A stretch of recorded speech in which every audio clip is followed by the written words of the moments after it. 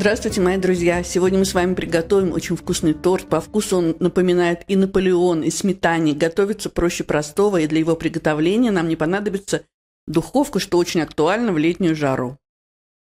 В мисочку мы насыпаем 250 грамм муки, 50 грамм сахара, щепотку соли. Все размешиваем. И в эту сухую смесь нам нужно натереть на терке 150 грамм охлажденного, хорошо охлажденного сливочного масла.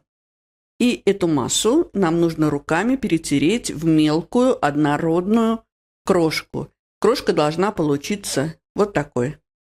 Высыпаем нашу крошку на сковородку.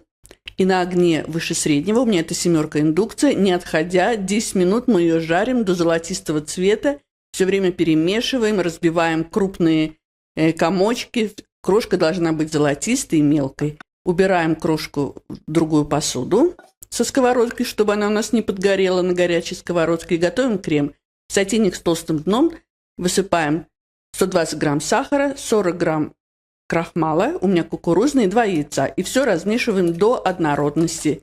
И в эту однородную массу мы выкладываем 500 грамм сметаны. У меня сметана 15% жирности. Все размешиваем до однородности. На среднем огне, у меня это 6 индукции, доводим до первых бульков, все время мешаем, после чего убавляем огонь и варим минуту.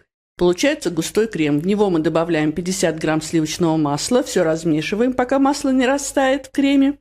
И добавляю я еще 2 столовые ложки ванильной эссенции, ванильного экстракта. Если у вас его нет, добавьте 2 пакетика, это 20 грамм ванильного сахара. Я перекладываю крем в другую посуду, чтобы он был не таким горячим, когда мы будем собирать наш торт. Мы ничего не ждем, ничего не должно остывать. Сразу начинаем собирать наш торт. Но я еще в пищевой пленкой накрыла крем, чтобы он не заветривался. Из общего количества крошки убираем 3 столовые ложки этой крошки для того, чтобы сверху посыпать наш торт.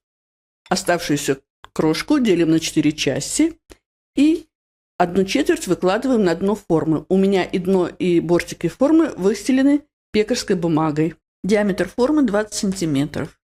И от центра к бортикам распределяем крошку и немножко ее утрамбовываем. Все делаем, чтобы было ровным слоем. Теперь выкладываем на слой крошки 1/4 из общего количества крема. Я это делаю при помощи кондитерского пакета. Мне так удобно. Вы можете просто ложкой выкладывать крем.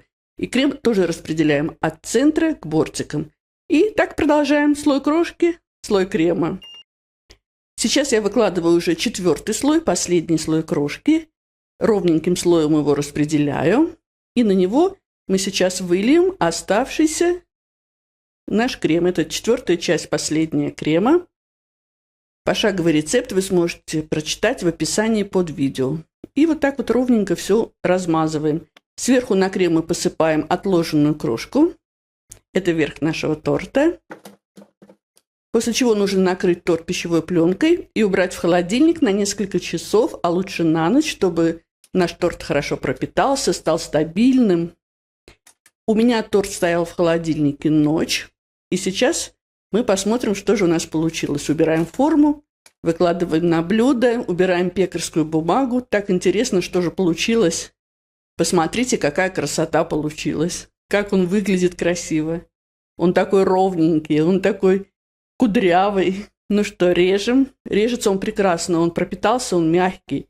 И при этом посмотрите, как держит форму кусочек. Вы видите, он не распадается, он не рассыпается. И очень похож в разрезе на Наполеон.